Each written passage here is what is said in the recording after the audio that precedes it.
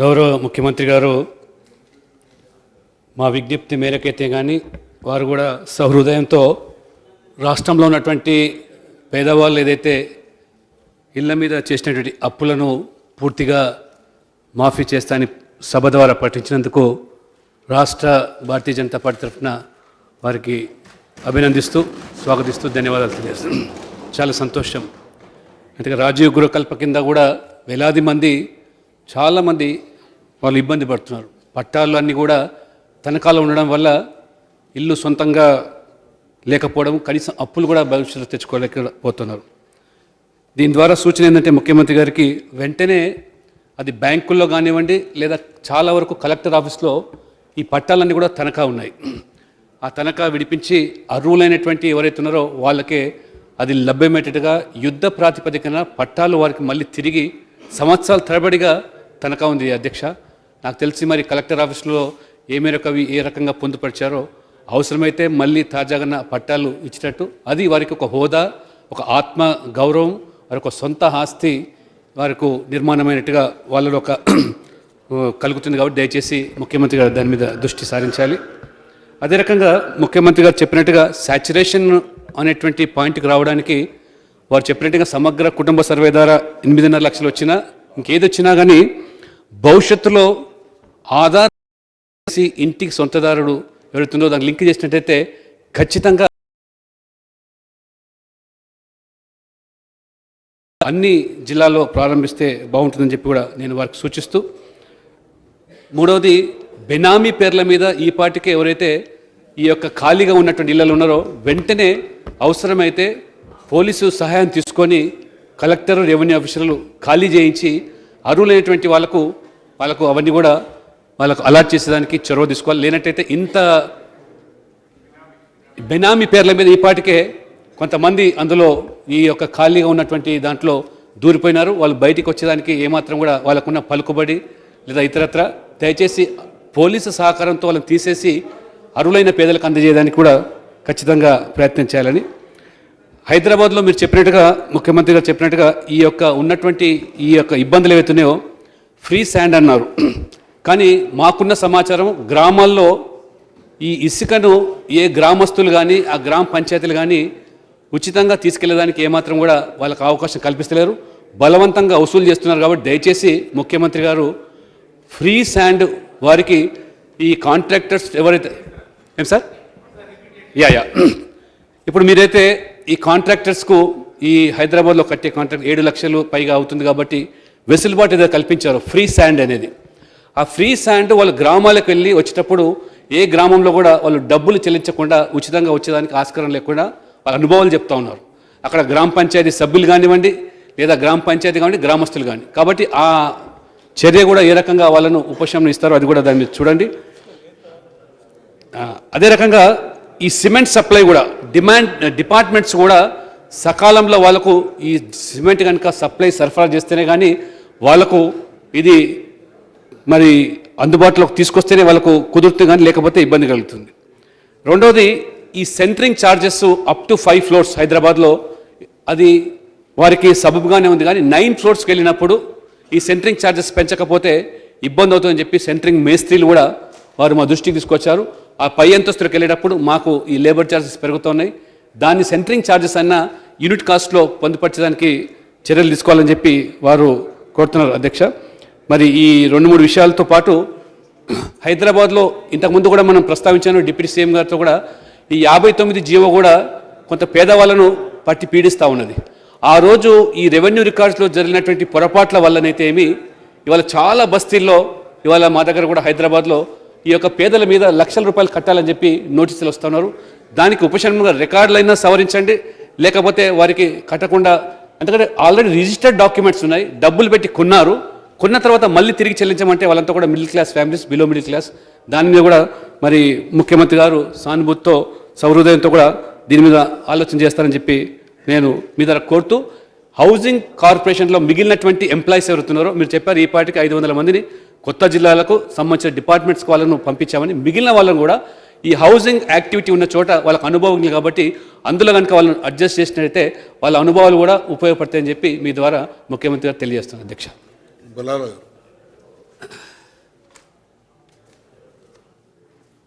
Speaker sir, सबसे पहले तो मैं आपके ज़रिए चीफ मिनिस्टर साहब का शुक्रिया अदा करता हूं, जिन्होंने तफसील के साथ तमाम जवाब दिए।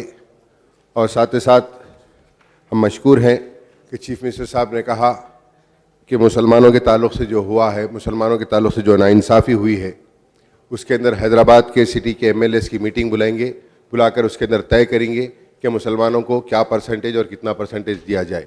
मैं आपके ज़रिए हुकूमत से कहना चाहूँगा, ना सिर्फ शहर हैदराबाद में बल्कि पूरे रियासत में मुसलमानों के साथ नाइंसाफ़ी की गई है।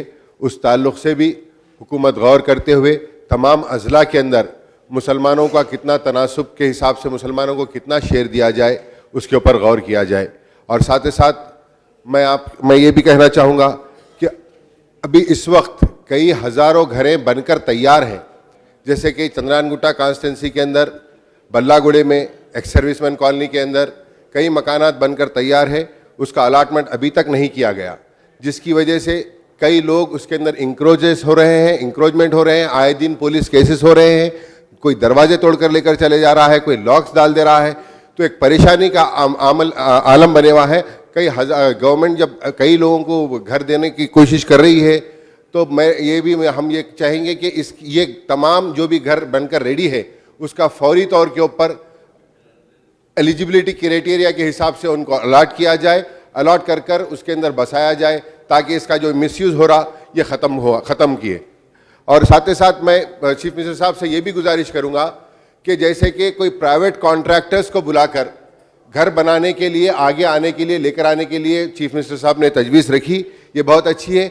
लेकिन इसके अंदर कुछ हमारी तरफ से मैं एक मशवरा देना चाहूँगा कि ना सिर्फ कोई कॉन्ट्रैक्टर को, बल्कि जो हमारी कॉन्स्टिट्यूंसी के अंदर जो प्राइवेट बिल्डर्स बिल्डिंगा बनाकर डेवलप कर जो करोड़ों रुपए कमा रहे हैं, हम उनको भी हम पाबंद अगर से सामने लेकर आए, तो वैसे बिल्डर्स को भी हमारे यूनिट्स बनाने की इजाज़त देनी चाहिए, ताकि हम जल्द से जल्द और अच्छे पैमाने के ऊपर उसको मुकम्मल कराकर आवाम में तकसीम किया जा सके। शुक्रिया।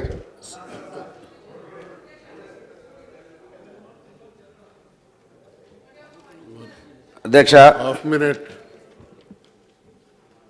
పాత బకాయిలు రద్దు చేసినందుకు ముఖ్యమంత్రి గారికి ప్రత్యేక ధన్యవాదాలు తెలియజేస్తూ ఒక 3 విషయాలు సార్. ఒకటి, మా దగ్గర కాలిపోయిన ఇండ్లు ఉన్నాయి. ఈ డబుల్ బెడ్రూమా అయ్యేవయ్యా కన్ఫ్యూజన్లో అధికారులు ఇవ్వలేదు. దాని మీద కూడా ఒక నిర్ణయం ప్రకటించాలని చెప్పి మీ ద్వారా విజ్ఞప్తి చేస్తున్నాం. రెండోది, గతంలో 6,000 రూపాయల స్కీమ్లో ఇండ్లు ఇచ్చాం, పెంకుటిళ్ళు అవన్నీ కూస్తున్నాయి. ఉదాహరణకి మా సత్తుపల్లి టౌన్లో అట్లున్నాయి. వాటిని ఏమన్నా ఒకే చోట ఉన్నాయి.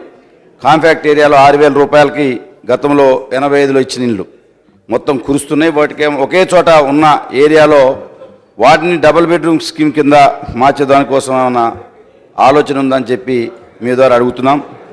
మూడోది, పాత బిల్లులకు సంబంధించి హౌసింగ్ ఆన్లైన్ సైటు క్లోజ్ అయింది బిల్లులు చెల్లించడానికి.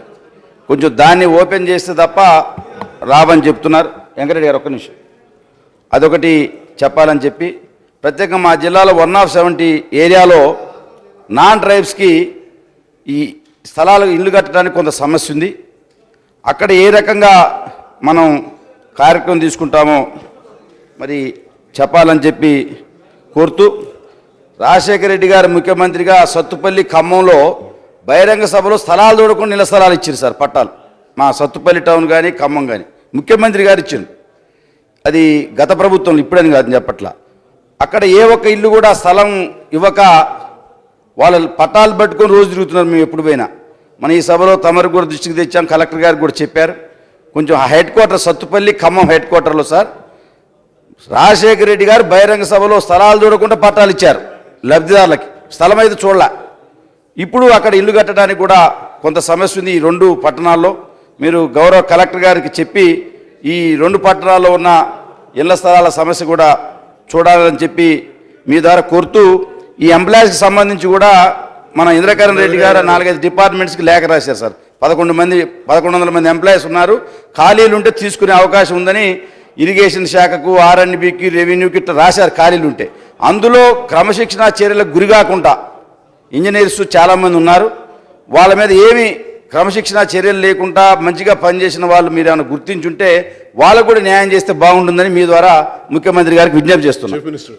అధ్యక్ష, పెద్దలు జానారెడ్డి గారు చెప్పారు, ఇందిరమ్మ ఇళ్ల నిర్మాణంలో మీకు ఇక్కడ క్లారిటీ ఉంది, కానీ కింద కొంత ఆన్లైన్లో లేకపోవడం మూలాన కొంత కన్ఫ్యూజన్ ఉందని చెప్పారు. 100% ఆ కన్ఫ్యూజన్ లేకుండా చూస్తాం అధ్యక్ష. 100% వాళ్ళ క్లారిటీ వచ్చేటట్టు ఆ లబ్ధిదారులకు కమ్యూనికేషన్ ఇచ్చి మీ ఇండ్లు ఉన్నాయి, మీరు కట్టండి, మీ బిల్లులు ఇస్తారనే మాట వాళ్ళకి తెలియజేస్తాం అధ్యక్ష. ఇప్పుడు జిల్లాలు కూడా చిన్నగానే కాబట్టి కలెక్టర్లు చెప్పగలుగుతారు, వాళ్ళకు ఆ లిస్టు ప్రిపేర్ చేసి ఇవ్వమని చెప్తాం అధ్యక్ష. రెండవది, అధికారులు కూడా ఇక్కడ ఉన్నారు అధ్యక్ష, ఏ జిల్లాలో ఎన్ని ఉన్నాయో స్ప్లిట్ కూడా చేసి, ఏ అసెంబ్లీ నియోజకవర్గంలో ఏ ఎమ్మెల్యే గారు దాంట్లో ఉన్నాయో ఆ ఎమ్మెల్యే గారు కూడా లిస్టు ఇవ్వమని కూడా చెప్తామని తమ ద్వారా తెలియజేస్తా ఉన్నా అధ్యక్ష. అదేవిధంగా అధ్యక్ష, లక్ష్మణ్ గారు చెప్పినారు, రుణాలు అప్పుడు తీసుకున్నప్పుడు పట్టాలు తనఖా పెట్టుకున్నారని చెప్పినారు. కరెక్ట్ పాయింట్ అది. ఆ పట్టాలు వాళ్ళకి ఇవ్వాలి మనం ఒకసారి మాఫీ నిర్ణయం తీసుకున్న తర్వాత. అప్పుడు వాళ్ళు ఓనర్ అయ్యేటువంటి ఆస్కారం కూడా ఉంటుంది, ప్రాపర్టీ వాల్యూ కూడా వచ్చే ఆస్కారం ఉంటుంది. నాకు కొద్ది టైం కావాలని కోరుతా ఉన్నా అధ్యక్ష, ఎందుకంటే మేబీ ఏ ఫార్ట్నైట్ ఆ బ్యాంకర్స్తో మాట్లాడాలి. లోన్ వేవర్ ఇప్పుడు పాలసీ నేను ఇక్కడ డిక్లేర్ చేసిన, అధికారికంగా మన ఫైనాన్స్ సెక్రటరీ గారు వాళ్ళంతా బ్యాంకర్స్తో మాట్లాడి ఆ ఫార్మాలిటీ కంప్లీట్ చేస్తే ఒకసారి గవర్నమెంట్ ఆ బార్డన్ తీసుకుంటే వీళ్ళకి ఇవ్వడం ఈజీ అవుతుంది. ఒక ఫార్ట్నైట్ తర్వాత డెఫినెట్గా నెక్స్ట్ ఫార్ట్నైట్లో అంటే వితిన్ 1 month వాళ్ళకి ఆ పట్టాలని కూడా తిరిగి ప్రజలకు అందజేస్తామని కూడా లక్ష్మణ్ గారిని మనవి చేస్తా ఉన్నా అధ్యక్ష. బెనామీ కొంతమంది సొరబడ్డారని చెప్పినారు, నాకు కరెక్ట్ ఐడియా లేదు. జంట నగరాల శాసనసభల సమావేశంలో తమరు చెప్పండి, తప్పకుండా దాన్ని ఏం చేయాలో ఆలోచిస్తాం అధ్యక్ష. ఫ్రీ శాండ్ విషయంలో కూడా అక్కడ డబ్బులు చెల్లించకుండా తెచ్చుకునే పరిస్థితి హైదరాబాద్ నుంచి పోయిన వాళ్ళకి లేదని చెప్పారు. దానికి మైనింగ్ మినిస్టర్ గారు ఇక్కడ ఉన్నారు అధ్యక్ష, దానికి స్టాండింగ్ ఇన్స్ట్రక్షన్ ఇస్తాం. వాళ్లకు ఫ్రీ శాండ్ తీసుకొని గృహ నిర్మాణ శాఖ మంత్రి గారు కూడా ఉన్నారు, అధికారులు కూడా ఉన్నారు. ఎవరైతే హైదరాబాద్లోని డిపో పెట్టి వాళ్ళకి ఇక్కడనే ఇచ్చే ఏర్పాటు కూడా చేసే ప్రయత్నం చేస్తాం అధ్యక్ష. అట్లా కాకుండా స్పీకర్ సెక్షన్ గృహ నిర్మాణం కోసం తీసుకుపోయే శాండ్ కోసం ఒక ప్రత్యేకమైన పత్రం తయారు చేసి ఆ లారీ వాళ్ళకో కాంట్రాక్టర్కో ఇచ్చి తీసుకుపోయేటట్టు ఇబ్బందులు కలగకుండా కూడా చర్యలు తీసుకుందాం అధ్యక్ష. జీవో 59 గురించి కూడా లక్ష్మణ్ గారు చెప్పినారు, అది ఒక్కసారి మనం ఆలోచన చేద్దాం. దానిలో ధనవంతులు కూడా ఉన్నారండి కొందరు, మొత్తం పేదవాళ్ళు లేరు. మళ్ళీ మన మీదనే చెడ్డ పేరు వచ్చే ఆస్కారం ఉంటుంది. మీరు డబ్బు గల వాళ్ళు జాగాలు కబ్జాలు అక్రమంగా కబ్జాలు చేసిన వాళ్ళకి ఫ్రీగా ఇచ్చారని చెప్తారు. మినిమం 70 దానిలో పెట్టున్నాం.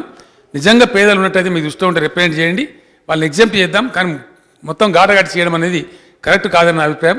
ఆ జంట నగరాల శాసనసభ్యుల సందర్భంలో ఏదైనా ప్రత్యేకంగా ఉంటే మీ దృష్టికి తీసుకురమ్మని నేను చెప్తా ఉన్నా అధ్యక్ష. బలాలా గారు చెప్పినారు, తప్పకుండా ఆ ముస్లింల కోటా ఒకటి ఏర్పాటు చేస్తాం, అందులో అనుమానం అవసరం లేదు, ఆ చర్య తీసుకుంటాం అధ్యక్ష. సండ్ర వెంకట వీరయ్య గారు చెప్పినారు 1/70 ఉన్న చోట ఏం చేస్తారని చెప్పి, ప్రభుత్వం కోసం అవసరమై అంటే ప్రజల కోసం ప్రభుత్వం జాగా ఒకవేళ అక్వైరీ చేయాల్సి వస్తే ఏజెన్సీ రూల్స్ మనకు అడ్డం రావు. Government can take it for the public purpose అని రూల్ ఉంది. ఎక్కడెక్కడనైతే అటువంటి అవసరాలు ఉంటాయో నేను చీఫ్ సెక్రటరీ గారు చెప్తాను, ప్రత్యేక ఎగ్జామ్ చేయమని. మీ దృష్టిలో ఉంటే ఒకవేళ మీరు తీసుకురండి, గవర్నమెంట్ దృష్టి తీసుకురండి. 1/70 ఉన్న చోట, ఏజెన్సీలు ఉన్న చోట ఇళ్ల నిర్మాణం ఆగకుండా ఏం చర్యలు తీసుకోనో ఆ చర్యలు ప్రభుత్వం తీసుకుంటుంది. I think government is well with in it's right, మనకు ఆ అధికారం ఉంది, ఆ ప్రకారం ముందుకు పోతాం అధ్యక్ష. అదేవిధంగా కాలిన ఇల్లు ఉన్నాయని చెప్పినారు. కాలిన ఇళ్ళ కింద మనకి ఇంతకుముందు సాంప్రదాయం అయ్యేవై ఇల్లు మంజూరు చేస్తాం మనం. అయ్యేవై ఇల్లు కాలిన ఇల్లు ఉన్నట్టయితే స్పెసిఫిక్ ఉన్నట్టయితే మీరు నాకే రిప్రజెంటేషన్ ఇవ్వండి, లేదా హౌసింగ్ మినిస్టర్ ఇంద్రకరణ్ రెడ్డి గారికి ఇవ్వండి. ఇస్తే వాళ్ళకు కూడా డబుల్ బెడ్రూమే కడతామని చెప్పి నేను హామీ ఇస్తా ఉన్నా అధ్యక్ష.